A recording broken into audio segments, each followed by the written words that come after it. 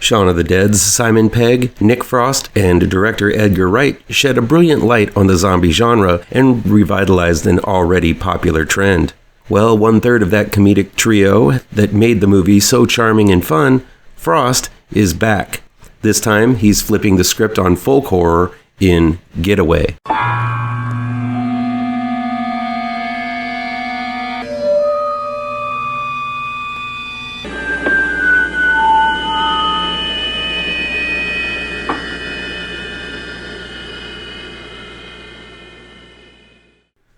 Getaway is new in select theaters from XYZ Films. It's directed by Steffen Haars and written by Nick Frost.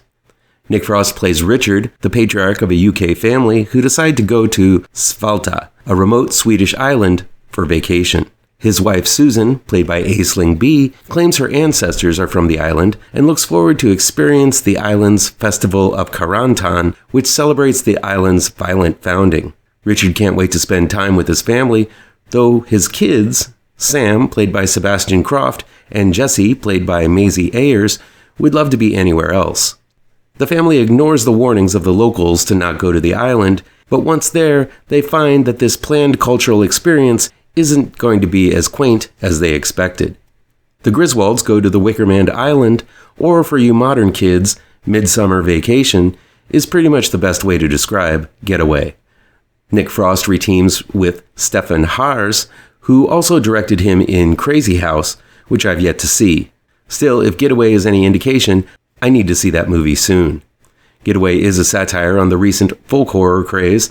Everything you'd expect to see in a folk horror flick is there. The rituals, the weird harvesty masks, the sacrifices, the worshipping of age-old traditions, the reclusive locals, and the strangers in a strange land. It's all there. It's just this time, it's being done as a comedy, and it works splendidly. Frost plays the sheepish and corny dad, just looking for some time to reconnect with his family. It's great seeing Frost return this year in 3 horror films. While I didn't really like Black Cab, Getaway is more interesting as it seems to lean more towards Frost's comedic talents rather than flexing his dramatic muscles. Sure, Frost can do a decent job with drama, but Getaway shows where the man is comfortable and at his best. Here he embodies Clark Griswold's unwavering optimism and desire to recapture those golden years. As Richard, he delivers painful dad jokes and plays the butt of other jokes, yet still shows his snarkier side when those expectations are beat down by his asshole kids and this strange island cult. The wonderful Aisling B. keeps right up with Frost's comedic wit, delivering some barbed humor and witty comebacks to the less than friendly locals. Frost and B throw out some wonderful back and forthings with the ease of a classic comedic team, making it seem like this married couple have known each other for a lifetime. And the kids are great too. Much like Rusty and Audrey from the Vacation movies, they're jaded and bratty, mocking their lame parents and longing to be back home and miserable rather than on vacation and miserable. Maisie Ayers is especially good as the monotone Jessie, who has a love-hate relationship with her brother, yet also delivers some tender moments with Frost. Adding to the comedy is the delightful Eero Milonov from Border and more recently Azrael, who plays the creepy owner of the bed and breakfast the family is staying at. Yes, the man looks strange, but he also skates that line of being a lovable innocent soul and a devilishly perverted monster so well. I hope this actor gets a lot more work. Horror would be all the better if Milonov takes more genre roles. And I haven't even mentioned the fantastic performance from Invincible's Juko Ahola and Anita Suikari, who are great as the town elders who loathe seeing these tourists invade their island.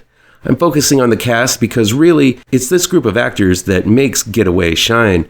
The familial interactions / conflicts may be familiar, but set against the folk horror template, it all feels fresh and new. The various personalities feel developed, and the actors feel comfortable in these roles. Maybe because they're basing them on those old Vacation movies. Either way, the cast delivers the comedy crisply and wickedly. There's a big turn in the story and things get absolutely blood-drenched soon enough, but the build there, featuring these characters interacting with one another, is so much fun that it makes you overlook what could be labeled as a rather predictable turn. This development is best left unspoiled, so that's all I'm going to say about that. Just know that Frost & Co. have delivered a film that feels as if it was made in the same vein as Shaun of the Dead, cleverly taking expectations we usually see in folk horror and flipping the hell out of them. I highly recommend this horror comedy that tickles and intrigues, but never forgets the blood and scares, too. Please do me a favor and punch that like button down below. Share this video with all of your social media addicted pals. Click subscribe to this channel and ring that bell for notifications.